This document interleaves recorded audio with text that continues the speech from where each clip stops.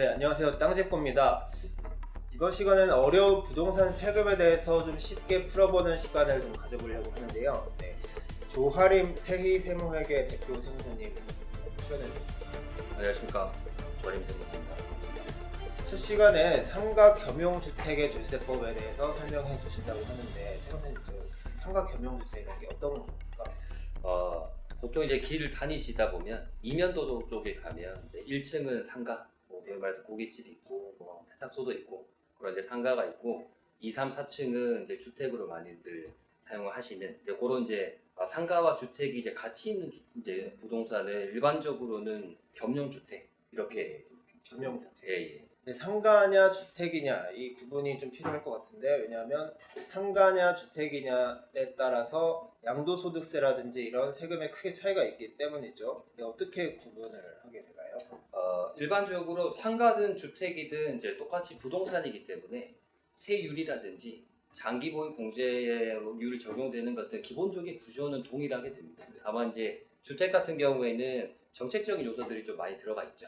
가장 많이 아시는 부분들이 이제 1세대 1주택 비과세, 그리고 또 반대로 우리가 이제 불이익을 볼 수 있는 것들은 이제 다주택자에 대한 중과 이렇게들 이제 좀 구분이 됩니다. 그래서 주택으로 보느냐 상가로 보느냐에 따라서 사실은 세금 계산금의 크기는 상당히 많이 달라질 수 있습니다. 네, 겸용주택을 상가로 보는지 주택으로 보는지 구분하는 방법을 좀 설명 부탁드립니다. 예. 일반적으로 양도를 할 때는 실제로 양도 당시에 쓰고 있는 그 용도를 기준으로 이제 판단을 하는데, 겸용주택 같은 경우에 좀 특이하게 주택 면적과 상가 면적의 크기 비교를 좀 합니다. 그래서 만약에 상가의 연면적이 주택의 연면적보다 작다, 다시 말해서 주택 부분이 훨씬 더 큰 포션을 차지하고 있다라고 하면 이 주택의 이 부동산을 전부 다 주택으로 볼 수도 있다는 얘기거든요. 상가 위쪽에 있는 주택이 여러 채일 수도 있을 거잖아요. 그렇죠. 예. 그럴 때는 어떻게 구분하죠? 여러 채가 있는 경우가 많죠. 보통 이제 1층 상가 혹은 1, 2층 상가 위에 주택이 있는데, 주택이 보통 이제 3개층. 여러 채가 있는 주택도 이제 다세대와 다가구로 이제 분류가 될 수 있는데, 일반적으로는 겸용주택은 거의 대부분 다가구라고 보시면 돼요. 다가구 같은 경우에는 전체를 이제 1주택으로도 볼 수가 있습니다. 네. 한 번에 양도하게 됐을 때도 한 채를 판 것처럼 양도세를 내면 되나요? 네, 그렇죠. 그러니까 아까 앞서 말씀드린 것대로 상가의 면적이 주택 면적보다 작다라고 하면 전체를 주택으로 보기 때문에, 그리고 위에가 다가구 주택 위에가 1주택으로 볼 수 있는 단위다라고 하면 이 부동산 전체는 1주택으로 봐서 1세대 1주택 비과세 규정을 적용받을 수 있는 겁니다. 여기서 주의하셔야 될 게 있어요. 이 다가구 주택에 대한 정의에 대한 부분인데, 우리가 흔히 접근하는 방식은 공부상에 있는 것들 가지고 좀 많이 판단을 하죠. 일반적으로 건축물 대장을 발급해서 한번 보시면 1층, 2층 이렇게 위에 가구인지 다 세대인지 보통 용도에 구분이 되어 있습니다. 그걸 보시고 다가구로 돼 있으니까 내가 가진 부동산은 무조건 다가구 주택이겠구나 라고 생각하시는 케이스들이 많은데, 근데 그것만 확인하고 양도를 하는 경우에 좀 문제가 되는 경우들이 이제 종종 발생하고 있습니다.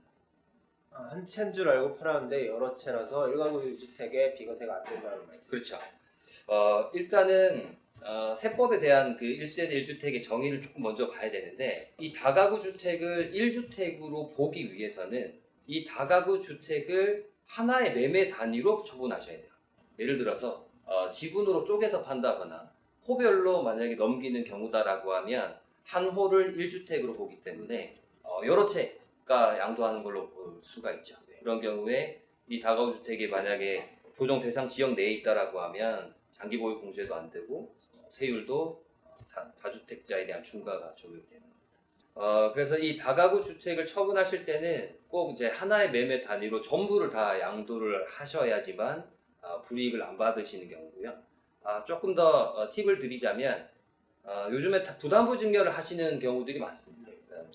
채무가 있는 상황에서 부동산을 넘기게 되면 채무 부분만큼은 이제 받는 수증자가 납부해야 될 증여세가 줄어들다 보니까 이제 부담부 증여를 많이들 하시는데, 나는 1주택으로 알고 있었어요. 부모님은 이 다가구 주택 한 채만 가지고 계시고 본인은 거기 위에 거주하고 계시고, 그래서 다주기는 좀 많다. 그래서 한 절반 정도만 자녀에게 미리 부담부 증여를 주겠다라고 한 케이스들이 있는데 그런 경우에는 하나의 매매 단위로 양도하는 게 아닌 게 돼버립니다. 그래서 이 부담부 증여에 따른 양도소득세를 계산을 할 때 이 주택을 전부 다 주택수 한 호를 1주택으로 카운팅을 해서 중과 규정이 적용이 되는 케이스가 있죠. 그래서 좀 주의를 하셔야 됩니다. 예, 포인트는 그러니까 건축물 대장상의 용도가 아니라 세법에서 보는 실질적인 다가구 주택이어야 한다는 것 같은데 그 어떻게 구분을 할 수 있습니까? 이 세법에는 다가구 주택에 대한 정의가 따로 규정되어 있지 않아요. 그러니까 이 세법에서는 이제 관련 법령을 이제 준용하고 있는데 그 관련 법령에 따르면 다가구 주택에 대한 정의가 세 가지 정도로 이제 나눠놓고 있고 이 세 가지 요건을 모두 충족하는 경우에만 다가구 주택으로 봅니다. 첫 번째로 이제 층수에 대한 제한이 있어요. 다가구 주택으로 쓰는 층수가 3개 층을 넘으면 안 됩니다. 그래서 많아야 3개 층까지인 거고요. 그리고 면적에 대한 요건도 있죠. 주택으로 쓰는 그 면적, 바닥 면적의 합계가 660제곱미터가 넘으면 안 된다는 얘기입니다. 그리고 이게 660제곱미터를 평수로 하면 뭐 조금 쉽게 평수로 말씀드리면 한 200평 정도가 된다고 보시면 되고요. 호수 기준, 매체가 있느냐의 기준도 있는데 그것도 19세대가 넘으면 안 되게 되어 있습니다. 그러니까 19세대 이하일 것 이렇게 규정을 하고 있는데 일반적으로 이 건축업자들이 이렇게 이제 건물을 최초에 지을 때는 요 요건을 다 맞춰서 짓습니다. 그래야지만 실제로 이제 다가구 주택으로 혜택을 볼 수 있는 것들이 있기 때문에 이제 그렇게 건축을 하는데 조금 오래된 다가구 같은 경우에는 용도 변경을 좀 하는 경우들을 볼 수 있어요. 그러니까 2층에 예를 들어서 1, 2층이 상가였고 위에 3개 층이 주택이었는데 2층 상가가 새가 잘 안 나가서 주택으로 불법은 아니죠. 주택으로 뭐 본인들이 이제 허가를 받고 용도 변경을 하는 경우가 있는데 관련 법령상에는 문제가 없더라도 그렇게 변경을 하고 난 다음에 처분을 해버리면 세법에서 얘기하는 다가구 주택의 정의에서 이미 벗어나 버리죠. 그래서 실제로 이 사례들을 가지고 추징되는 케이스들이 많이 발생하고 있어요. 어쨌든 이 다가구 주택에 관심이 있으시고 그리고 실제로 지금 현재 이 겸용주택이나 다가구 주택을 가지고 계시는 분들이라면 본인이 소유하고 있는 부동산 혹은 관심 있는 부동산이 이 정의에 충족하는지 요거부터 일단은 먼저 한번 확인을 해보셔야 불이익을 피하실 수 있습니다. 네, 이렇게 겸용주택을 구분하는 방법 그리고 다가구 주택의 절세법에 대해서 말씀 들어봤습니다. 감사드리고 다음 시간에 다시 유익한 주제로 찾아뵙겠습니다.